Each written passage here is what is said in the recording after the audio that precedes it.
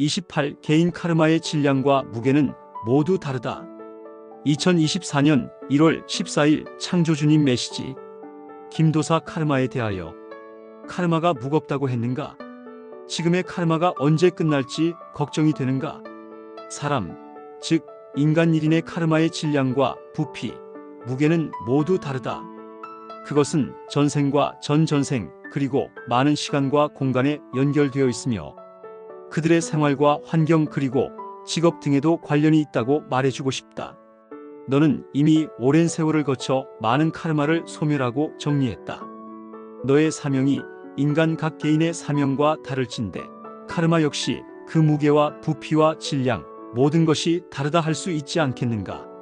너는 오랜 시간 많은 고통의 무게로 카르마를 정화하고 소멸했다. 그 또한 고통스럽고 힘들게 느껴졌을 수도 있으나 지구 멸망의 때가 너무 가까웠고 너의 사명이 있으므로 조금 더 빠르게 조금 더 무겁게 소멸, 정화가 필요했을 뿐이다. 그것을 너 스스로도 알고 있다. 너는 시간과 공간의 지평선을 넘어 이미 은하함대와의 접속을 시작하였다. 그것에 대한 시그널을 내게 주었다. 늘 깨어있으라. 여러 가지 형태와 방법으로 내게 신호를 줄 것이다. 내가 깨어나고 준비된 순간 빛의 전사와 너를 돕고자 하는 많은 물질과 비물질이 한꺼번에 몰려와 힘을 실어줄 것이다. 이것을 축복이라 생각지 마라. 이것은 사명일 따름이다. 슈카이브님 해석. 나는 30대 초반까지만 해도 카르마에 대해 거의 생각하지 않고 살았다. 그러다 나도 모르게 영성에 눈뜨고 나서 카르마가 얼마나 무서운 것인지 알게 되었다. 카르마가 윤회의 수레바퀴에서 벗어나지 못하게 만들기 때문이다. 지금 지구별 사람들은 윤회의 쳇바퀴를 돌리는 중이라 해도 무방하다. 그들은 체험을 통해 전생, 전전생의 카르마를 정화하고 소멸시키고 영적 성장을 이뤄 4차원으로 상승하기 위해 육화했다. 그런데 안타깝게도 그들은 이 땅에 태어난 목적과 사명을 망각하고 말았다. 그 결과 전생과 같은 삶을 반복해 사는 것이다. 나는 유리엘 대천사에게 나의 고민을 토로했다. 지금 저에게 주어진 사명은 결코 가볍다고 할 수 없습니다.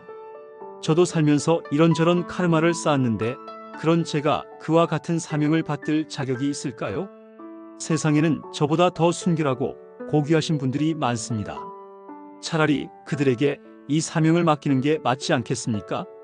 그러자 아버지께서 유리엘 대천사를 통해 이런 메시지를 주셨다. 사람, 즉 인간 1인의 카르마의 질량과 부피, 무게는 다 다르다.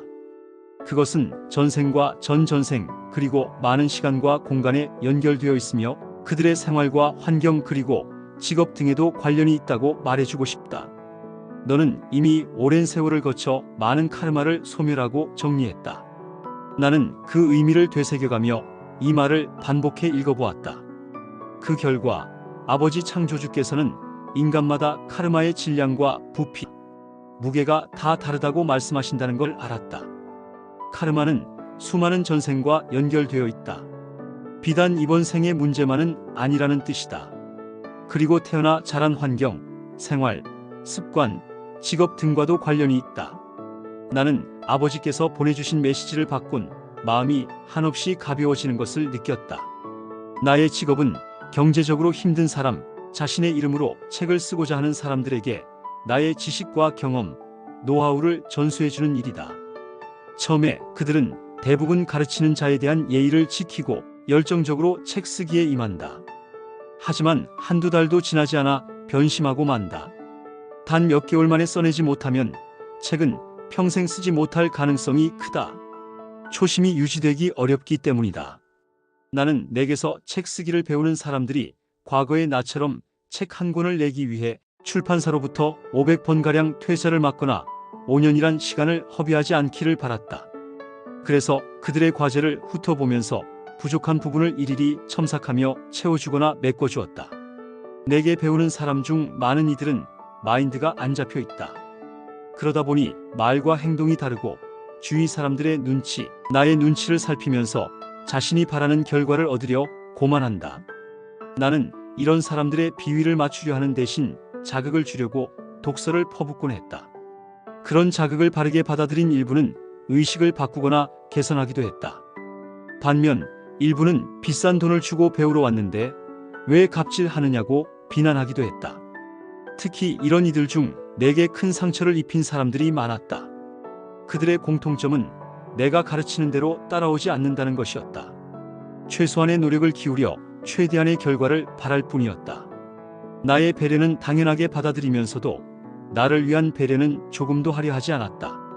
설사 나를 배려한다고 해도 내게서 더 많은 것들을 얻어내기 위한 계산된 배려였다. 밭에다 씨를 뿌리자마자 추수하기를 바라는 욕심 가득한 자들이었다. 그런 이들이 나에게 가장 큰 상처를 입혔던 건 다음과 같은 그들의 말이었다. 다른 코치들은 코칭 비용도 저렴하고 친절한데 김도사님은 코칭 비용이 터무니없이 비싸고 불친절합니다. 기분이 나쁘네요. 그럴 때면 나는 이렇게 되받아친다. 그 코치는 달랑 책 한두 권 쓴 코치인데 어찌 그와 나를 비교합니까? 본인 입으로 내 책을 읽고 다른 코치들과 실력이 비교되어 나를 찾아왔다. 너무 뵙고 싶었다고 말하지 않았습니까? 그러고선 내가 코칭 비용을 이야기하자 바로 말과 행동을 바꾸는 이유가 뭡니까? 내게 상처를 주는 진짜 이유가 뭐죠? 주로 의식이 가난한 자들이 이런 태도를 보인다. 꼭 비용을 거론하면서 마치 내가 불법적인 일을 하는 사람인 것처럼 흠집을 낸다. 이런 사람들을 만날 때면 이솝 우화 여우와 신 포도가 생각난다. 먹음직스러운 포도를 발견한 여우가 도저히 그걸 따먹을 수 없게 되자 저 포도는 신 포도가 분명해 라고 치부해버리는 대목말이다. 그들의 속마음은 이와 다를 바 없다. 그동안 제자들에게서 모욕이나 명예훼손을 당하는 일들이 너무나 많았다. 살아오면서 이것이 나의 가장 큰 고민이자 딜레마였다. 그러나 지금 나는 안다.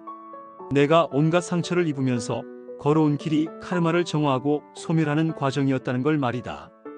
아버지께서는 너무나 가까이 다가온 지구 멸망의 때에 맞춰 내가 좀 더 빠르게 사명을 받들 수 있도록 이 길을 선택하신 것이다. 내가 다소 힘들고 고통스러울지라도 말이다. 쉽게 말해 느슨한 과정을 거치기보다 괴롭더라도 아들이 압축해 더 빠르고 무겁게 카르마를 정화하고 소멸시킬 수 있도록 배려하신 것이다. 아버지 창조주의 말씀처럼 내가 살아온 힘겨운 과정을 돌이켜보니 나 스스로 이해하고 깨달을 수 있었다.